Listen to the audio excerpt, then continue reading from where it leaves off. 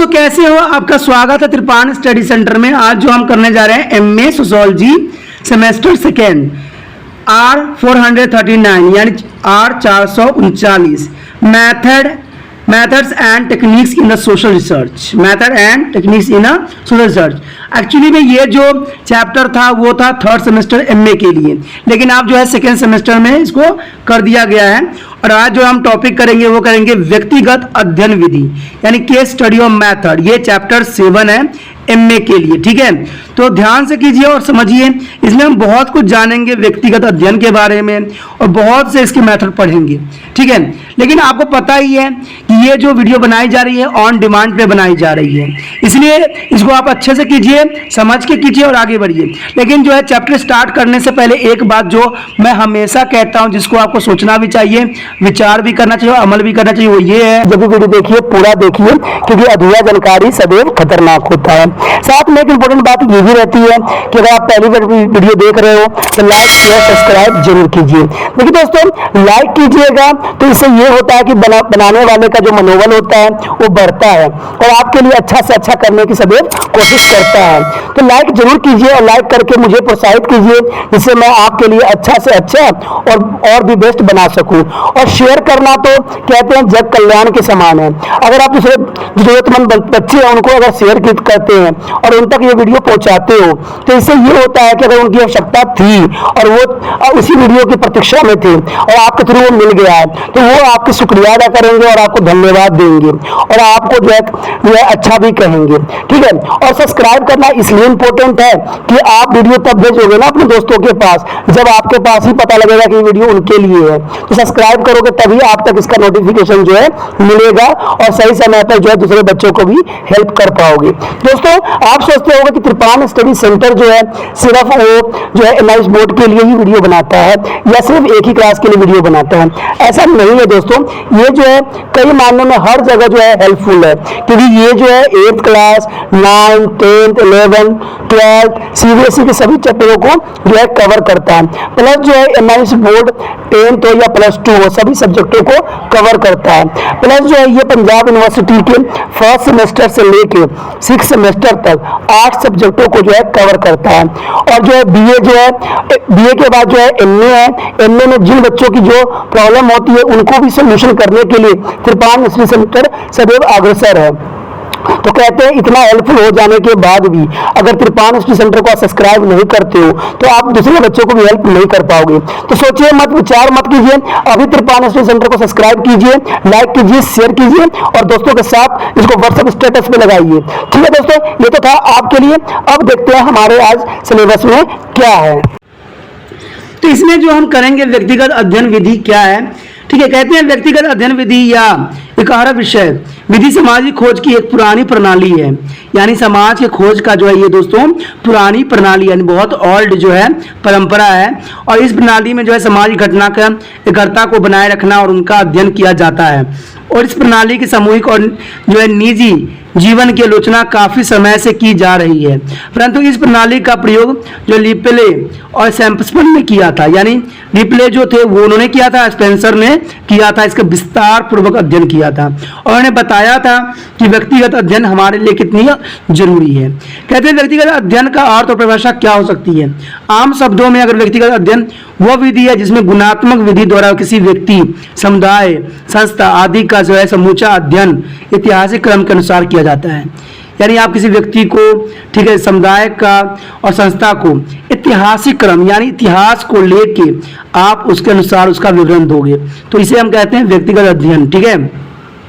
यह एक सामाजिक काय का गहरा और संपूर्ण अध्ययन होती है जिसमें सारे कुछ का अध्ययन करना अनिवार्य बन जाता है।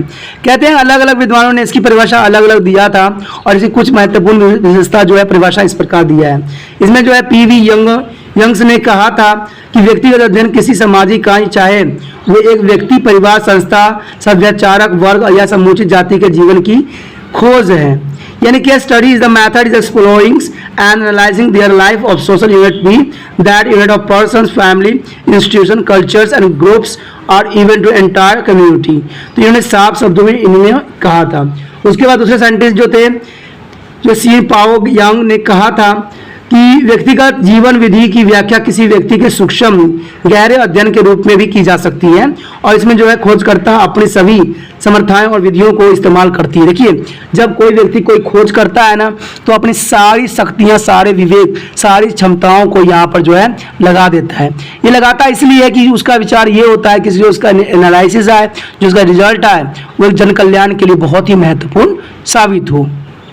उसके पश्चात जो थे हमारे वी सेंज और वी स्लेज ने भी अपना विचारधारा यहाँ प्रस्तुत किया था। उन्होंने कहा था कि व्यक्तिगत अध्ययन एक गुणात्मक रूप है जिसमें व्यक्ति परिस्थिति या संस्था का अत्यंत सावधानी सहित पुनः निरीक्षण कर सकता है। यानी सावधानी सहित आपको उसको क्या करना है, जांच पड़ताल करना है। यानी कह सकते हो the case study from to the quantitative analysis involving and very carefully and completely observations of a person, situation and institutions। तो ये बातें बहुत ही इंपॉर्टेंट रहता है। यूनिट्स के अनुसार जो ये बात कहा गया था, कहते थे कि व्यक्तिगत अध्ययन गुणात्मक विवेचना का एक रूप है जिसमें किसी व्यक्ति, परिस्थिति या संख्या का अत्यंत सावधानी सहित और पूर्ण तौर पर निरीक्षण किया जा सकता है, यानी जांच पड़ताल किया जा सकता है। उसके आगे गुडवेल्स एंड हॉर्ट्स ने कहा भी था, अपने शब्दों में उन्होंने बात कही थी, उन्होंने साफ शब्दों में कहा था कि व्यक्तिगत अध्ययन सामाजिक तथ्यों के संग्रहण करने की एक ऐसी विधि है जिससे अध्ययन की जाने वाली सामाजिक काय का एकात्मक स्वरूप की पुण्य और परक्षा हो सकती है। देखिए, जब तक आप किसी के बारे में जानिएगा नहीं, समझिएगा नहीं, तब तक जो है उसके बारे में अधिक जानकारी आपको प्राप्त शायद ना भी हो। आगे जो है अल्फ्रेड यानी मार्शल ने कहा था कि व्यक्तिगत अध्ययन की परिभाषा करते हुए लिखा था उन्होंने कि यह सावधानी पूर्वक चुने हुए परिवार के घरेलू जीवन के समूचे पहलुओं को गहरा अध्ययन है। यानी सामाजिक परिवारों के घरेलू जीवन के ये अध्ययन है। अपने सर्वोत्तम रूप में यह सभी के लिए शोषण प्रणाली है, ठीक है, शोषण करने की प्रणाली है, और परंतु आम लोगों के लिए यह गैर भरोसे योग्य और साधारण हालातों को सुलझाने का भी एक काम करती है। यानी समाज होती है तो वो समाज जो होती है, कोई भी प्रॉब्लम हो उसको सुलझाने का ये साफ कार्य करती है। यानी कह सकते हो it is the interactive study of the details of the domestic life of you carefully chosen family at it is the best all but is ordinary hand is likely to the suggest more untrusted worth and generality conclusion. तो इन्होंने साफ शब्दों में इस बात को जो है जाहिर किया था कि उपयोग भाषा के आधार पर कहा जा सकता है कि व्यक्तिगत अध्ययन प्रणाली से व्यक्ति, संस्था, समुदाय या किसी भी इकाई संबंधी गहरा और सूक्ष्म अध्ययन किया जाता है। देखिए, कोई भी जो है व्यक्तिगत अध्ययन प्रणाली जो होती है वो समुदाय और इकाई संबंधी गहरा एवं सूक्ष्म अध्ययन होता है। गहरा एवं सूक्ष्म अध्ययन होता है। यही बात आपको माइंड में रखना है कि ये सब जो हमारे व्यक्तिगत अध्ययन प्रणाली होती है वो गहरा और सूक्ष्म अध्ययन होता है। यह अध्ययन मात्रक होते हैं, भावनात्मक नहीं, सिर्फ मात्रक होते हैं। मात्रक यानी इसको लिखा जा सकता है, भावनात्मक नहीं, यानी आप इमोशन का यहाँ पर कोई जगह नहीं है। और इसमें सभी प्रणाली द्वारा सूचनाएं इकट्ठा की जाती है। यानी यहाँ पर जो है आप एनालिसिस कर सकते हो और सारे सूचनाओं को इकट्ठा करके एक नया कंक्लूजन और नए बातों के समक्ष आपके समक्ष प्रस्तुत होगा। उसके पश्चात हमारे समक्ष है व्यक्तिगत अध्ययन की विशेषता। आखिर से क्या विशेषता, ये जानना हमारे लिए बहुत ही इंपॉर्टेंट है। इसमें जो है रविंद्रनाथ मुखर्जी ने अपने शब्दों में इसकी विशेषता जो है वर्णन करने की कोशिश किया था। उन्होंने पहले पॉइंट में यही बात कहा था कि एक या कुछ सामाजिक इकाई का अध्ययन, study of the one or some social unit. व्यक्तिगत अध्ययन की मुख्य विशेषता यह है कि यह इकट्ठे ही अनेकों की सामाजिक इकाई का अध्ययन नहीं है। ठीक है, ये इकट्ठे होते हैं बट अनेकों सामाजिक इकाई का अध्ययन नहीं है। यह तो कुछ गिनती चुनी यानी गिनी चुनी इकाइयों तक ही सीमित होती है। और यह इकाई कोई व्यक्ति, परिवार, संस्था, समूह या जाति हो सकती है, यानी कोई भी हो सकता है, कोई परिवार हो सकता है, कोई जाति हो सकती है, किसी का भी हम अध्ययन कर सकते हैं। असल में यह है कि निजी अध्ययन में जिन गहरे और सूक्ष्म अध्ययन पर जोर दिया जाता है उस अध्ययन के इकाई का सीमित होना बहुत जरूरी है। क्योंकि देखिए, अगर किसी को आप सूक्ष्म अध्ययन करना है आपने, तो उसको सूक्ष्मता से करना एक बहुत बड़ी कठिन होती है। अगर कई आप परिवार को इस अध्ययन में सम्मिलित करते हो तो आप उसका सूक्ष्म अध्ययन नहीं कर पाओगे, क्योंकि आप उसको बारीकी से नहीं जान पाओगे। इसलिए आपको कम से कम परिवार को लेना है और उसको सूक्ष्म अध्ययन भी करना है। उसके पश्चात है समस्या का गहरा अध्ययन, intensive study of the problem. यानी व्यक्तिगत अध्ययन प्रणाली की दूसरी विशेषता यह है कि इसके अधीन अध्ययन से संबंधित इकाई का गहरा अध्ययन किया जाता है और यह गहरा अध्ययन काफी लंबे समय तक चल सकता है, क्योंकि इस इकाई का मूल काल और इसकी उत्पत्ति से लेकर वर्तमान स्थिति तक अध्ययन जरूरी हो जाता है। शायद यह दोबारा बताने की जरूरत नहीं है कि इसमें इकाइयों से संबंधित गहराई से गहरी सूचनाएं इकट्ठी करने का प्रयत्न किया जाता है, क्योंकि सूक्ष्म सूक्ष्म कहा गया है तो इसका मतलब है गहरी से गहरी आप उसका अध्ययन करोगे, यानी हर एक पहलू को जो है अपने विचार की जो अखंडता पर रख के उसको एनालाइज करोगे। उसके बाद निजी अध्ययन में तीसरी मुख्य विशेषता यह है कि इस तकनीकी अध्ययन जो है खोजकर्ता एक ही इकाई को लेकर उसमें लग जाता है। इसका भाव यही है कि इकाई चाहे वो व्यक्ति, संस्था, जाति या कोई समुदाय हो, उसके निजी अलग ढंग से अध्ययन किया जाता है। यह अलग है कि उस विशेष इकाई के बारे में कितना अध्ययन आपने किया है, ये बात बहुत ही इंपॉर्टेंट रखता है। तभी तो कहा जाता है कि आपको इसको सूक्ष्म अध्ययन करना होता है। यही व्यक्तिगत अध्ययन की जो है प्रमुख विशेषताओं में से एक है। उसके पश्चात हमारे समक्ष है संपूर्ण अध्ययन, यानी चौथा पॉइंट है संपूर्ण अध्ययन, वर्ल्ड स्टडी। कहते हैं व्यक्तिगत अध्ययन तकनीकी किसी भी इकाई का संपूर्ण अध्ययन करती है। यह तकनीकी उस विशेष इकाई जिस पर अध्ययन करना हो उसके विशेष पक्ष या पहलू को लेकर संपूर्ण को अध्ययन का केंद्र मानती भी है। संपूर्णता से हमारा अभिप्राय है कि अध्ययन के मनोवैज्ञानिक, सामाजिक, आर्थिक, भौगोलिक और धार्मिक, राजनीतिक आदि सभी दृष्टिकोण से संपन्न करना है। गुड और हॉट यानी गुड और हैट इस विशेषता का वर्णन करते समय लिखते हैं कि व्यक्तिगत अध्ययन एक विशेष तकनीकी नहीं है, यह एक सामाजिक आंकड़ों का संग्रहित करने की विधि है। इतना बात इंपॉर्टेंट आप दिमाग में रखना कि ये क्या है, यह एक सामाजिक आंकड़ों को संगठित करने की एक विधि है। यह बात बहुत ही इंपॉर्टेंट रहती है, जिससे अध्ययन किए जाने वाले सामाजिक तत्वों की एकता को कायम रखा जा सकता है। यह ऐसी तकनीक है जो किसी भी सामाजिक व संपूर्णता को बनाए रखने के लिए जो है ग्रीन कार्य करती है, ग्रीन यानी बहुत इंपॉर्टेंट कार्य करती है। इकाई की एकता, संपूर्णता बनाए रखने के व्यक्तिगत अध्ययन प्रणाली में नीचे कुछ कार्रवाई की गई है, कुछ बातें बताई गई है। इसमें पहला पॉइंट यही आता है, ए में सूचना का क्षेत्र बहुत अधिक विस्तृत रखा जाता है, यानी सूचना जो इकट्ठा करने का है उसको थोड़ा बड़ा रखना पड़ेगा दायरा। संबंधित इकाई को अलग अलग पहलुओं द्वारा सूचनाएं इकट्ठा की जाती है, यानी अलग अलग रूल रेगुलेशन से इसको क्या किया जाता है, इकट्ठा किया जाता है। संबंधित इकाइयों को विशेष वर्गों में बांट दिया जाता है, जिससे एक इकाई वर्ग की जो है प्रतिनिधि बन जाता है। उसके पश्चात है अध्ययन समय के आधार पर किया जाता है, यानी समय के अध्ययन जो होता है समय के आधार पर आपको करना पड़ेगा। भाव की भूतकाल के वर्तमान से इस प्रकार के संबंधित रखा जाता है। उसमें एक तर्क जो युक्त दृष्टिगोचर होता है, यानी जो तर्क दे रहे हो उसमें एक बात जो है निहित होना जरूरी होता है। उसके पश्चात हमारे समक्ष है इतिहास अध्ययन, यानी हिस्ट्रिकल स्टडी करना बहुत जरूरी है। ये बहुत काम की बात है कि व्यक्तिगत अध्ययन में इकाई का अध्ययन एक लंबे समय तक चलता है। भूतकाल में उस इकाई की उत्पत्ति से लेकर वर्तमान स्थिति तक की व्यवस्था की जाती है। भाव की इकाई का ऐतिहासिक अध्ययन समय के क्रम से पीछे हटकर किया जाता है, जिससे उचित नतीजे मिलने के लिए उचित सूचनाएं इकट्ठा भी हो सकेगा। उसके बाद हमारे समक्ष है गुणात्मक अध्ययन, न कि संख्यात्मक अध्ययन, यानी क्वालिटेटिव स्टडी और क्वालिटेटिव स्टडी। कहते हैं व्यक्तिगत अध्ययन प्रणाली की अंतिम विशेषता यह है कि इस प्रणाली के अधीन गुणवत्ता अध्ययन किया जाता है।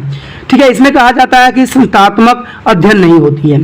पहली बात तो यह है कि इसमें इकाई का अध्ययन ही गुणात्मक होती है, साथ ही विश्लेषण भी संख्यात्मक के आधार पर नहीं किया जाता है, न ही नतीजे निकालने में या कुछ साथ ही विश्लेषण की सांख्यिक या स्टैटिक आधार पर नहीं किया जाता है। आपने देखा भी, आगे चैप्टर पढ़ोगे जब 10th, तो वहां पर देखोगे कि बात सच्चाई भी है कि इसमें बहुत ही कम डाटा का जो है इस्तेमाल किया जाता है।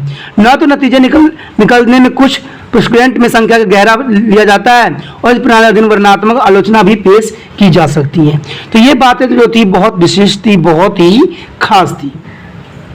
अब हमारे समक्ष आता है व्यक्तिगत अध्ययन की मान्यताएं। देखिए सबकी इसकी मान्यताएं अलग अलग होती है, सबके विचारधारा अलग होता है। तो कहते हैं व्यक्तिगत अध्ययन के नीचे लिखे गए कुछ मौलिक मान्यताएं हैं। सबसे पहले तो बात यही आती है कि संपूर्ण अध्ययन, टोटल स्टडी। व्यक्तिगत अध्ययन विधि की एक मान्यता यह है कि इस द्वारा अध्ययन इकाई के किसी विशेष पक्ष का अध्ययन न करके इसके संपूर्ण अध्ययन किया जाता है। देखिए इसमें एक ही बात बताने की कोशिश किया है कि हम सिर्फ एक चीज का अध्ययन नहीं करते हैं, इसके हर एक पहलू, हर एक कारण, हर एक रीजंस का अध्ययन करते हैं, तब जाके ये अध्ययन जो होता है संपन्न होती है। ठीक है। संपूर्ण इकाई को समझे बिना संभव नहीं है कि यदि किया भी जाता है वह तो अधिक अर्थपूर्ण नहीं होता है। अगर आप सारे अर्थ को नहीं जानिएगा तो आपके द्वारा किया गया अध्ययन वो विफल हो जाता है, वो अधूरा रह जाता है। तभी मैं कहता हूं ना कि कभी भी कीजिए तो पूरा कीजिए, क्योंकि जो बच्चे अधूरा जानकारी के साथ आगे बढ़ते हैं वो पूरा नहीं हो पाती, चाहे वो आपकी ज़िंदगी का हो चाहे आपके पढ़ाई का हो, जहाँ भी हो, कभी भी कोई कार्य को अधूरा ना छोड़िए, क्योंकि अधूरा जानकारी सदैव खतरनाक ही मानी जाती है। तो ये बातें, मेरा कहना कोई निरर्थक बात नहीं है, सार्थक बात है। आगे है सामाजिक प्रभाव, सोशल इन्फ्लुएंस। देखिए कोई भी एनालिसिस व्यक्तिगत किया जाता है, जैसे भी करोगे तो सामाजिक प्रभाव तो पड़ेगा, ये तो जर्नल सी बात है। कहते हैं व्यक्तिगत अध्ययन के समय तत्व का स्पष्ट प्रभाव पड़ता है। इस विधि में वर्तमान अध्ययन इकाइयों के पीछे साल को, हालत और परिस्थिति को देखना भी होता है कि साल में क्या परिस्थिति उत्पन्न हुई है, साल में कैसा उसका व्यवहार रहा है और कैसा वो चला है। इस बात का अध्ययन करना भी इसमें बहुत ही इंपॉर्टेंट मान्यता रखती है, क्योंकि हर घटना का वर्तमान उसके भूतकाल में छिपा होता है। याद रखना इंपॉर्टेंट बात है कि हर घटना जो है वर्तमान उसके भूतकाल में छिपा रहता है। ये बहुत इंपॉर्टेंट है कि हर घटना का वर्तमान उसके भूतकाल में ही छुपा रहता है, चाहे आप जितना मर्जी कर लो। इस प्रकार लिए घटना के संपूर्ण अध्ययन के लिए जरूरी है कि उस घटना का समय क्रम अध्ययन किया जाए। यानी जब तक आप उसके समय क्रम का अध्ययन नहीं करोगे, इसके बारे में सही जानकारी प्राप्त आपसे को नहीं मिलेगा। उसके पश्चात हमारे समक्ष मौलिक एकता में विश्वास, belief in the unit of basic human behaviour. कहते हैं व्यक्तिगत अध्ययन में खोजकर्ता यह मान कर चलता है कि सामान्य स्थिति में मौलिक समानताएं पैदा होती है, क्योंकि मनुष्य की मूल प्रवृत्ति एक जैसी ही होती है। यानी इंसानों की जो प्रवृत्ति होती है वो एक जैसा ही रहता है। उसके पश्चात है परिस्थिति का दोहराना। देखिए रिपीटिंग्स ऑफ सिचुएशन, देखिए सिचुएशन भी बहुत ही बेकार कंडीशन की होती है। परिस्थिति का दोहराना भी एक आम बात रह जाती है। कहते हैं मनुष्य का व्यवहार परिस्थितियों के अवगत होती है और एक सामान्य परिस्थिति के बार बार घटित होने से उनका प्रभाव मनुष्य की जीवन शैली पर भी पड़ता है, क्योंकि परिस्थिति एक जैसा ही रहता है। तो बताइए कि आपका जीवन जो होता है काफ़ी दुखदायक हो जाता है और काफ़ी आप इरिटेट हो जाती हो। इस विधि द्वारा यह जानने की कोशिश की जाती है कि किन परिस्थिति में मनुष्य की प्रतिक्रियाएं किस प्रकार की थी, कैसा। देखिए आपने भी देखा होगा, अपने ऊपर अनुभव किया होगा, जैसा परिस्थिति होता है वैसा ही आपका भाव होता है, यानी वैसा ही आप रिएक्ट करते हो। ये तो जनरल सी बात है। तो यही बात यहाँ पर दर्शाने की कोशिश किया गया है कि मनुष्य किस प्रकार की उसकी प्रतिक्रिया होती है, ये चीज देखी जाती है।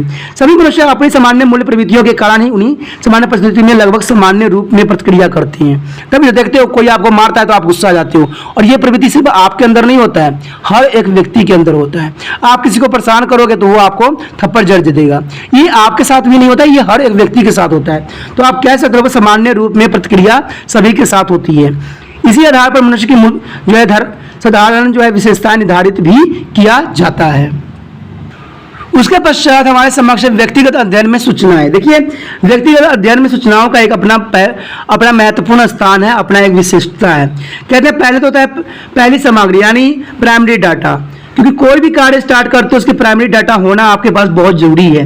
इस प्रणाली में अध्ययनकर्ता द्वारा अध्ययन क्षेत्र में पहुंचकर अध्ययन की इकाई उसके संबंधित लोगों से इंटरव्यू, निरीक्षण और अनुसूचित आदि के माध्यम से संकलन करना पड़ता है। तो इसे हम पहली सामग्री के नाम दिया गया है। उसका ज्ञान सामग्री यानी सेकेंडरी डाटा, ज्ञान सामग्री अध्ययन लिखता था तथा प्रकाशित सामग्री आ जाती है। इसके मुख्य साधन इस प्रकार की हो सकती है। देखिए इसमें गौण सामग्री का अर्थ यही होता है जो आपको लिखित या प्रकाशित कहीं से भी प्राप्त हो जाता है, जैसे कि जीवन इतिहास, डायरिया, पत्र, आत्मकथाएं, यादें, वंशावली, केस से संबंधित संस्थाएं, उनकी रिपोर्ट और रिकॉर्ड आदि कुछ भी हो सकती है। उसके बाद व्यक्तिगत अध्ययन की किस्में, types of case of study.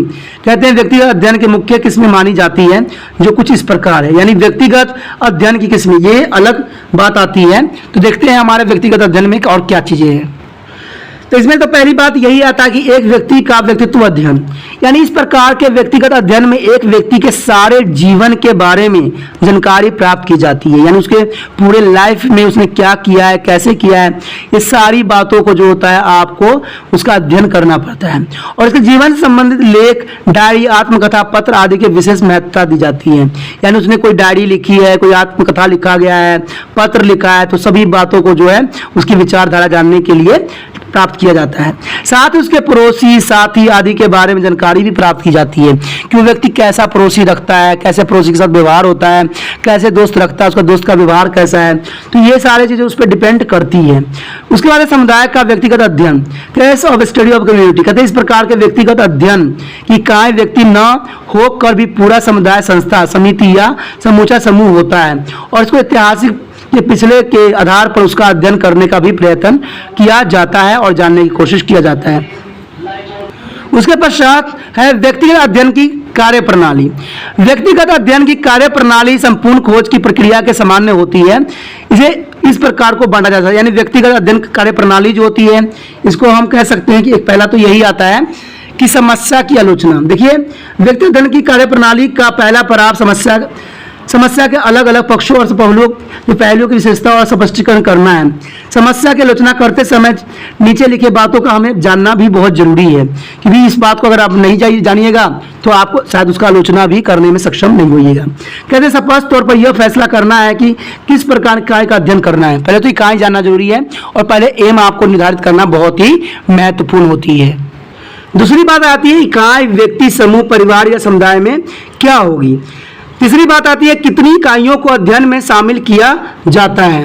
चौथी बात आती है विश्लेषण का क्षेत्र क्या होगा, भाव की किन किन पहलुओं पर जो है प्रकाश डालना है और इसका निर्माण करना है। ठीक है, उसके बाद दूसरा पॉइंट जो आती है इसी की ही, घटनाओं का अनुक्रम तय करना। देखिए, deciding the case of the event, समस्या के स्पष्ट विवरण के पीछे व्यक्तिगत अध्ययन का दूसरा पड़ाव घटनाओं का अनुक्रम तय करना है, यानी उसको एक अनुक्रम बनाना है, एक उसको सीरीज वाइज बनाना है। भाव यह तय करना है कि इकाई में किस प्रकार के परिवर्तन हुए हैं और इस प्रकार के परिवर्तन हो सकते हैं, यानी किस प्रकार के परिवर्तन भी हो सकते हैं। उसके पश्चात है निर्धारक कारण, यानी डिटरमाइनिंग फैक्टर। कहते हैं व्यक्तिगत अध्ययन के इस तीसरे पड़ाव में उन कारणों का पता लगाने का यत्न भी किया जाता है जिसमें घटना या इकाई को जो है प्रभावित किया है और अब भी प्रभावित कर रहा है, यानी अब भी जो है उसका प्रभावित किया जाता है। उसके बाद चौथा पॉइंट जो आएगा इसमें नतीजे आएगा, कंक्लूजन आएगा। कहते हैं व्यक्तिगत अध्ययन का अंतिम पड़ाव जो होता है आंकलन और निर्धारित आंकड़ों को विश्लेषण करके नतीजे निकालने संबंधी। क्योंकि देखिए दोस्तों, अगर किसी चीज की एनालिसिस किया है, किसी के बारे में इंफॉर्मेशन इकट्ठा किया है, तो बाद में आपको कंक्लूजन भी लिखना पड़ेगा कि आप इससे क्या हासिल किया है और क्या आपको समझ में आया है। तो जिन्हें इकाई को प्रभावित भी किया है और कई बात आपको समझ में भी आया है। सारे बात कहने के बाद, सारे पढ़ने के बाद आप इसी कंक्लूजन पर निकल सकते हो कि ऊपर लिखी व्याख्या के आधार पर हम कहा जा सकता है कि व्यक्तिगत अध्ययन वह विधि है जिसमें गुणात्मक विधि द्वारा किसी व्यक्ति, समुदाय, देखिए किसी व्यक्ति, समुदाय, संस्था आदि का समूचा अध्ययन ऐतिहासिक क्रम के अनुसार किया जाता है और यह एक सामाजिक इकाई का गहरा और संपूर्ण अध्ययन होता है।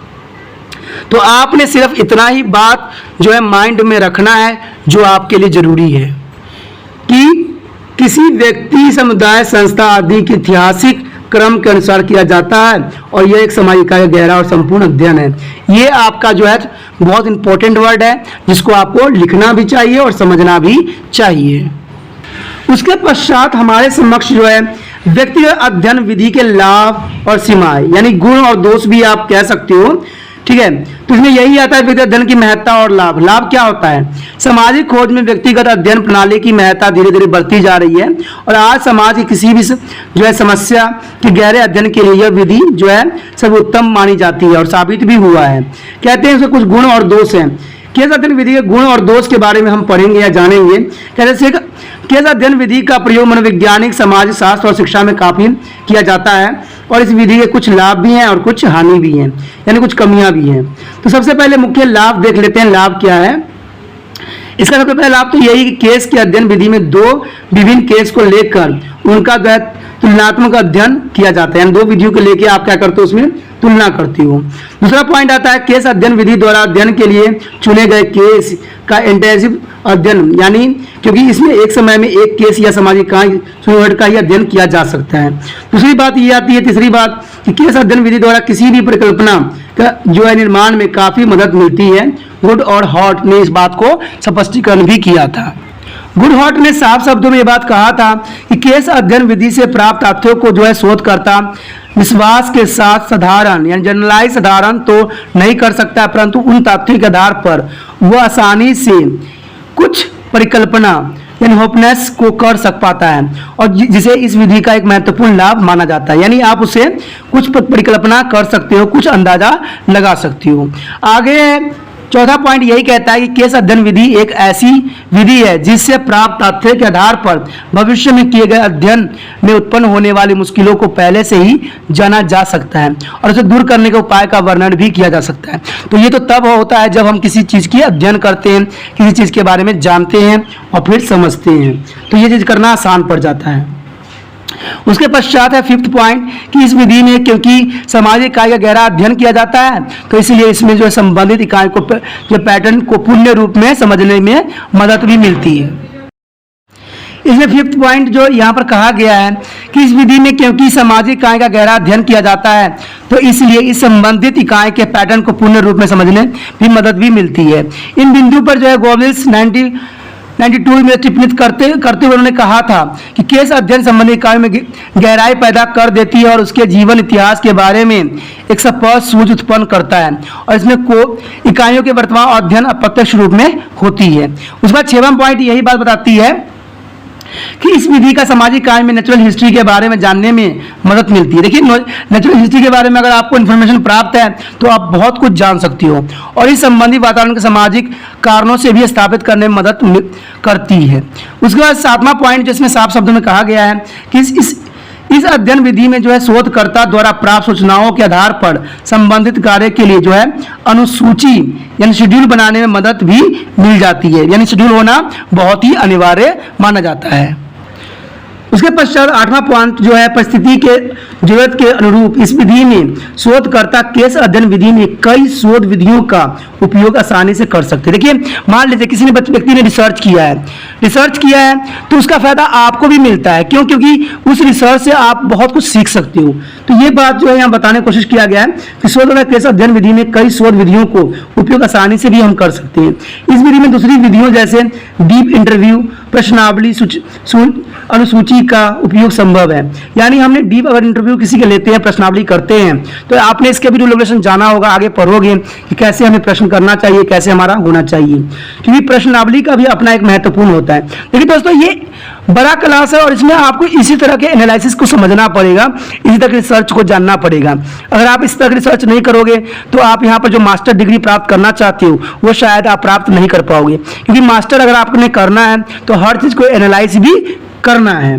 ठीक है। उसके बाद 9वां जो हमारी बात है यहाँ पर कहता है केस अध्ययन विधि द्वारा जो है शोधकर्ता यानी जो जांच परखने वाले व्यक्ति शोधकर्ता की जानकारी मजबूत होती है, और इससे लिए फिर से उसे उप परिस्थितियों के समझने और विश्लेषण करने की इच्छा और तेज भी हो जाती है। यानी जो परिस्थिति होती है उसको आपको समझने और उसको जानने की आवश्यकता पड़ती है।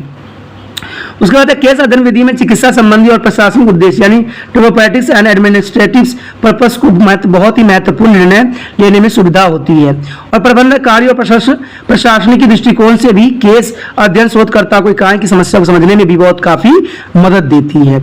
इन लाभों के बावजूद केस अध्ययन में भी कुछ कमियां भी है। देखिए, जो हमने पढ़ा है वो गुण पढ़ा है, इसको लाभ भी कह सकते हो, गुण भी कह सकते हो। अब जो हम पढ़ने जा रहे हैं वो है इनकी कमियां। आखिर उन्होंने क्या क्या गलत किया है जिसकी वजह से जो है कमियां आई है। इसको हम जो है ये भी कह सकते हैं, कुछ कमियां भी कह सकते हैं, या अब गुण भी कह सकते हैं, या डिसएडवांटेज भी कह सकते हैं, जो मर्जी कर लीजिए, क्वेश्चन तो वही रहती है। केस अध्ययन विधि में जो है सब्जेक्टिविटी अधिक मिलती है जिसका प्रभाव अध्ययन पर पड़ता है। इस विधि में शोधकर्ता जो रिसर्चर्स होते हैं और अध्ययन के लिए चुने गए सामाजिक इकाइयां सोशल यूनिट में अधिक अल्टीमेसिस और यह रिपोर्टेड स्थापित हो जाता है, जिस नतीजा यह होता है कि शोधकर्ता सामाजिक इकाई से प्राप्त तथ्यों का जो है सही वस्तुनिष्ठ मूल्यांकन या सब्जेक्टिव वैल्यूएशन नहीं कर पाता है। यानी अगर गलत तथ्य आपके पास रहेगा तो शायद आप सही से मूल्यांकन करना आपके लिए सक्षम नहीं होगा। उसके पश्चात केस अध्ययन विधि में शोधकर्ता में फॉल्स सेंस उत्पन्न हो जाती है। ये बातें बहुत इंपॉर्टेंट रखता है कोई भी रिसर्चर होता है उसके लिए, कि फॉल्स सेंस आपने नहीं रखना है। फॉल्स सेंस ही इंसान को यहाँ पर जो है फेल करवा देता है। शोधकर्ता अपने नतीजों के बारे में इतना विश्वास वाला हो जाता है कि वह अपने अध्ययन में शामिल केस को रिप्रेजेंटेटिव मानकर एक खास तरह के नतीजे के बारे में पूरी तरह निश्चित हो जाता है। कहते हैं कभी भी नतीजा जो हो एक परख हो, दृष्टि परख हो, तभी नतीजे का जो है वैल्यू है। आप अपनी तरफ से कुछ अलग ही नतीजा नहीं निकाल सकते।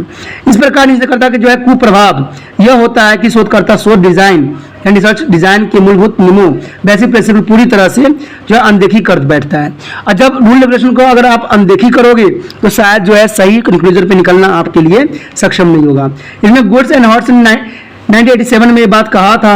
अब गुण में टिप्पणी करते हुए उन्होंने कहा था कि शोधकर्ता अपने नतीजे के बारे में अनिश्चितता का एक मिथ्या भाव विकसित कर लेते हैं। इस भाग के नतीजे कई होते हैं, परंतु उनमें से अधिकतर एक ही मुख्य अंतर्गत रखा जा सकता है। शोध डिजाइन के जो मूलभूत नियम के उपेक्षा करने का लालच होती है।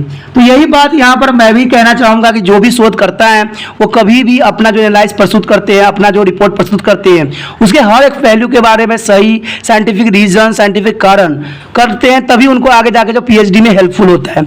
अगर आप अभी से ऐसा नहीं सोचिएगा, नहीं विचारिएगा, तो शायद आगे आप जो पढ़ाई कीजिएगा उसमें से वो है आपका हेल्प नहीं रहेगा और आप सही से नहीं भी कर पाओगे। कहते हैं पढ़ाई करो तो ऐसा करो जो आपके लिए हो, आपके समझ के लिए हो। कहते हैं किताब पढ़ के जाना, पेपर में 2 लाइन लिख के आ जाना और पास हो जाना, ये कभी शोधकर्ता नहीं बनाता है। हर एक पहलू को समझना ही एक जो है एमए के विद्यार्थी के लिए बहुत इंपॉर्टेंट है, तभी जाकर वो एमफिल में या पीएचडी में अपना जो है बेस्ट से बेस्ट देने की कोशिश कर सकता है। आगे केस अध्ययन विधि में शोधकर्ता का पुण्य जवाब इस बात को से भी दिया जाता है कि वह किसी भी सामाजिक इकाई यानी सोशल यूनिट जैसे व्यक्ति या परिवार के इतिहास केस हिस्ट्री के तैयार करें। यानी किसी परिवार का आपने इतिहास तैयार करना है कि कौन बंदा कैसा था, क्या उसकी सामाजिक स्थिति थी, कैसा उसका जीवन स्तर था।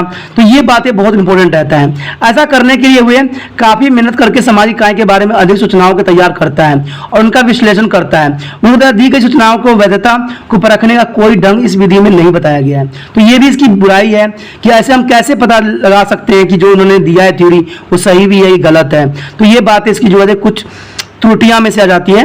वो चीज सूचना देता है उसके लेने से अलावा कोई रास्ता नहीं रहता, यानी उसको लेना ही पड़ जाता है, क्योंकि आप व्यक्ति के पास थोड़ी जाएगा रिसर्चर कि भाई इसने जो तथ्य दिया है वो सही भी है कि गलत है। तो उसके अलावा उनको देने के सिवा कुछ होता ही नहीं है। इसलिए आलोचकों ने इस अध्ययन की विधि को एक पुण्य विधि नहीं माना है। ठीक है, तो इसमें आप साफ शब्दों में यही बात जान जाओगे कि अगर मान लो आप कोई परिवार का आप अध्ययन करते हो, ठीक है, पूरा आपने एनालाइज करके दे दिया है, वहां पर आपने रिसर्च अपना सबमिट कर दिया है। आप जो सबमिट किया है उस व्यक्ति जो चेक कर रहा है उसको सबमिट करने के सिवा कोई चारा ही नहीं है। क्यों? क्योंकि वो व्यक्ति थोड़ी उस परिवार के पास जाएगा, उस परिवार को दोबारा से हिस्ट्री जानेगा। तो ये चीजें बहुत ही बेकार सिस्टम थी जिसको जो है कई लोगों ने इसको नकारा भी है और कई ने इसका आलोचना भी किया है। उसके पश्चात जो चौथा पॉइंट यही कहता है कि केस अध्ययन विधि द्वारा अध्ययन में काफी समय लगता है। शोधकर्ता को हर केस के बारे में विस्तार रूप में से सूचना तैयार करनी होती है। सच पूछा जाए तो शोधकर्ता को केस के सभी पहलुओं भूत, वर्तमान और भविष्य को ध्यान में रखते हुए उनका इतिहास तैयार करना होता है, इसलिए यह काफी समय लेने वाली विधि होती है। साथ ही एक खर्चीली विधि भी है, कॉस्टली मेथड भी है, क्योंकि इसमें धन की जो है बर्बादी अधिक होती है। देखिए, आपको रिसर्च करना है तो पैसे तो आपको खर्च करना ही पड़ेगा। जब तक आप इसमें कॉस्टली मेथड यूज नहीं करोगे, जब तक हर बात को नहीं जानोगे, क्योंकि इसमें आपको यात्रा भी करना पड़ सकता है, आपको कई जगह रहना भी पड़ सकता है, तो इसमें बहुत से खर्च भी आते हैं। उसके पश्चात है फिफ्थ, केस अध्ययन में शोधकर्ता व्यक्तियों से उनके संबंध, अनुभूतियां और घटनाओं के बारे में पूछकर एक इतिहास तैयार करता है, जिसके बाद में विश्लेषण करके किसी नतीजे पर पहुंचा जाता है। इसलिए इस बात की संभावना काफी ज्यादा होती है कि व्यक्ति अपनी संबंधित अनुभूतियों का विशेष करके उन अनुभूतियों को जो काफी पहले समय घटित घटनाओं पर आधारित है ठीक तरह से न बता पाए। ऐसी परिस्थिति में इस विधि द्वारा सूचना को अधिक अर्थपूर्ण नहीं रह सकती। देखिए दोस्तों, कभी कभी हम शोध करते हैं ना तो कुछ अपना विचारधारा भी उसमें सम्मिलित कर देते हैं, तो इसलिए कहा जा सकता है कि पुण्य ये नहीं रहती है। उसके पश्चात हमारे समक्ष है केस अध्ययन विधि में शोधकर्ता के किसी केस का अध्ययन कर के निश्चित नतीजे पर पहुंचाना चाहता है। अधिकतर देखा गया है कि एक केस अध्ययन के आधार पर लिया गया नतीजा सही नहीं होती है। तो ये बात तो सच्चाई है, और यदि यह नतीजा सही हो भी जाए तो इस बात की कोई गारंटी नहीं रहती है कि उसे सामान्य व्यक्ति या सामाजिक इकाई के लिए भी सही माना जाए। तो ये सारी बातें जो होती है विशिष्ट और महत्वपूर्ण होती है। उसके पश्चात 7 पॉइंट यही कहता है कि केस अध्ययन कई पूर्व कल्पनाएं यानी कल्पना पर आधारित होती है। मैं पहले कह चुका हूं कि बहुत सी बातें जो होती है, जो रिसर्चर्स होते हैं अपनी कल्पना ही लगा देते हैं इसमें, जो कभी कभी असलियत की कसौटी पर सही नहीं रहती है। केस अध्ययन विधि से प्राप्त आंकड़े हमेशा शक के घेरे में ही रहता है। तो ये बातें बहुत ही विशिष्ट और बहुत ही सही भी मालूम पड़ती है। उसके पश्चात हमारे समक्ष केस अध्ययन इकाई प्रयोग और केस इतिहास में अंतर। देखिए केस अध्ययन में जैसे कि हम जानते हैं कि किसी एक केस को जो कई व्यक्ति को हो सकता है गहराई से अध्ययन किया जाता है। केस अध्ययन में सिंगल सब्जेक्ट एक्सपेरिमेंट में एक ही व्यक्ति का अध्ययन किया जाता है और उसके हर एक पहलू के बारे में जानना ही शोधकर्ता का जो है प्राथमिकता होती है। कहते हैं इसमें केस अध्ययन का जो है अप्रयोगात्मक शोध या नॉन एक्सपेरिमेंटल है, जबकि एकात्मक जो प्रयोग है प्रयोगात्मक शोध होती है। केस अध्ययन में जो है मैनिपुलेशन नहीं किया जा सकता है, जबकि इसके काफी प्रयोग में जो है चरों में जोड़ तोड़ स्पष्ट रूप से किया जाता है। यानी काफी जो होता है इसमें जोड़ तोड़ किया जाता है, इसलिए जो ये नियम होते हैं वो विशिष्ट नहीं होते हैं। कुछ समाज मनोविज्ञान द्वारा केस अध्ययन और इससे मिलते जुलते एक और शोध अध्ययन विधि जिसे केस इतिहास यानी कोस्ट हिस्ट्री कहा जाता है, इसमें अंतर किया जाता है। केस अध्ययन विज्ञान द्वारा जो है एक दृष्टिकोण यानी पर्सपेक्टिव एंड लॉन्गिट्यूडिनल दृष्टिकोण अपनाया जाता है, जबकि केस इतिहास में एक जो है अतिदर्शी और एक जो होती है दृष्टिकोण अपनाया जाता है। यानी एक ही दृष्टिकोण होना बहुत ही महत्वपूर्ण हो जाता है। दूसरे शब्दों में हम कह सकते हैं इस बात को साफ शब्दों में कि कैसे अध्ययन में शोधकर्ता चुने हुए केस का गहरा अध्ययन आने वाले विभिन्न समय एंड टाइम इंटरवल पर किसी नतीजे पर पहुंचता है, जबकि केस इतिहास में शोधकर्ता चुने गए केस के व्यक्ति हुए लक्ष्य घटना और उसके बारे में विभिन्न स्रोता जैसे स्कूल, अस्पताल, सरकारी या गैर सरकारी एजेंसी आदि में लिखी सूचनाओं का विश्लेषण करके नतीजे पर पहुंचता है। तो आप दोनों समझ चुके होंगे क्या होता है कि इसमें जो होती है टाइम इंटरवल होती है और इसमें जो होता है इतिहास के हर एक पहलू के बारे में जानना होता है। तो आपको जो है इसमें के इतिहास में और जो है इसकी इकाई में प्रयोग में कोई अंतर आपको साफ दिख गया होगा। उसके पश्चात हमारे समक्ष केस अध्ययन विधि के दोष को दूर करने का उपाय। तो major removing to demerit case study is the method. कहते हैं केस अध्ययन विधि में कई प्रकार के दोष हैं, ये तो आपने जाना भी है समझा भी है। एक प्रश्न यह उठता है कि क्या इन दोषों को दूर नहीं किया जा सकता। इस प्रश्न का उत्तर जो रिसर्चर साइंटिस्ट ने सकारात्मक रूप से देने की कोशिश भी किया है। इन विज्ञानियों के अनुसार केस अध्ययन विधि के कम से कम प्रमुख दोषों को तो दूर जरूर किया जा सकता है। इसमें जो है सबसे पहला वैज्ञानिक यही है गुड एंड हॉर्स ने मुख्य बताया था। इनका मत था कि शोधकर्ता को इसी विधि द्वारा अध्ययन करने में एक पारदर्शी यानी सैंपल की निरपेक्ष चुनाव कर लेना चाहिए। यानी पहले ही आपको एक सैंपल लेना चाहिए जिससे आप उसका अध्ययन में आपको आसानी पड़ जाए, न कि सिर्फ एक केस अध्ययन विधि को अधिकतर शिकायतें अपने आप दूर हो जाएगी। जैसे सही जो है प्रतिदर्शन के चुनाव के बाद शोधकर्ता द्वारा गलत फैसले पर पहुंचने की संभावना समाप्त हो जाएगी। उसके द्वारा जो सूचना भी अधिक वैलिड और प्रचलित यानी रिलायबल होगी और अध्ययन किए जाने वाले व्यक्ति द्वारा सूचना भी अधिक वैलिड और रिलायबल होगी और अध्ययन किए जाने वाले व्यक्ति द्वारा अपनी संबंधित जो अनुभूतियों का जो है अनुचित यानी इम्प्रोवेटिस रिकॉल संबंधी जो है भूल आदि में काफी कमी आ जाएगी। प्रतिदर्शन के चुनाव करके अध्ययन करने वाला शोधकर्ता को समय की भी बचत भी कुछ हद तक हो सकती है। यानी जो है इसमें समय की भी बचत हो जाना संभव होता है। उसके बाद है प्रतिदर्श की जो है जीव संख्या का प्रतिनिधित्व बनाना यानी to make a sample representative of population. शोधकर्ता को चाहिए कि केस अध्ययन विधि में जब वो एक प्रतिदर्शन की चुनाव कर रहा हो तो प्रतिदर्शन जीव संख्या का सही प्रतिनिधित्व करना भी उसके लिए विशिष्ट और अनिवार्य हो जाता है। उसके पश्चात आता है सूचनाओं का जो है वस्तुनिष्ठ कोडिट करना यानी to be coded of information objectives. यदि शोधकर्ता केस अध्ययन विधि द्वारा प्राप्त आंकड़ों को एक वस्तुनिष्ठ यानी कोडिट करता है तो इससे सूचनाओं में किसी किस्म की हेराफेरी भी संभावना समाप्त हो जाती है और उस वक्त उसकी उचित आंकड़ा विज्ञान और विश्लेषण भी आसानी से हो जाता है। शोधकर्ता को विशेष जो है सिखलाई देना या to be provide specific training to of the researchers. Case अध्ययन विधि को उन्नत करने के लिए शोधकर्ता जो इस विधि द्वारा अध्ययन करने वाले हैं को विशेष रूप से जो है शिक्षित किया जाए और सिखलाया प्राप्त शोधकर्ता के होने से निश्चित रूप से इस विधि से प्राप्त आंकड़े की जो है प्रचलित और वैलिडिटी काफी बढ़ जाएगी। तो इसमें साफ बात ये तो कही गई है कि जो भी शोध करता है उनको ऐसे गाइडनर रखना चाहिए, ऐसे गुरु रखना चाहिए जो पहले से रिसर्च कर चुके हों। इससे क्या होता है कि उनके जो आंकड़े होंगे वो विशिष्ट होंगे और सही आएगा। इसमें जो है काफी है जो है हम दोषों को इससे दूर कर सकते हैं। इसी के साथ साथ जो है दोस्तों हमारा टॉपिक आज खत्म हो रहा है, ठीक है। अगर आपको अच्छा लगा तो लाइक शेयर सब्सक्राइब जरूर कीजिए। अगर पहली बार अगर आप वीडियो देख रहे हो, पहली बार मेरे चैनल पे आए हो, तो सब्सक्राइब करना आपका फर्ज बन जाता है। सब्सक्राइब करने से ये होगा कि जो भी मैं आप क्लास के रिगार्डिंग कोई भी वीडियो डालूंगा उसका नोटिफिकेशन जो है समय समय पर आपको प्राप्त होता रहेगा। अगर सब्सक्राइब नहीं कीजिएगा, अगर आप दोबारा से त्रिपान सेंटर पर आने की कोशिश कीजिएगा तो वहां पर आप त्रिपान लिखिएगा तो जो है वो त्रिपस कर देगा, ठीक है। जो आप गूगल पे सर्च करोगे त्रिपस कर देगा, जिससे वजह से आप जो है मेरी वीडियो का जो है फायदा नहीं उठा पाओगे।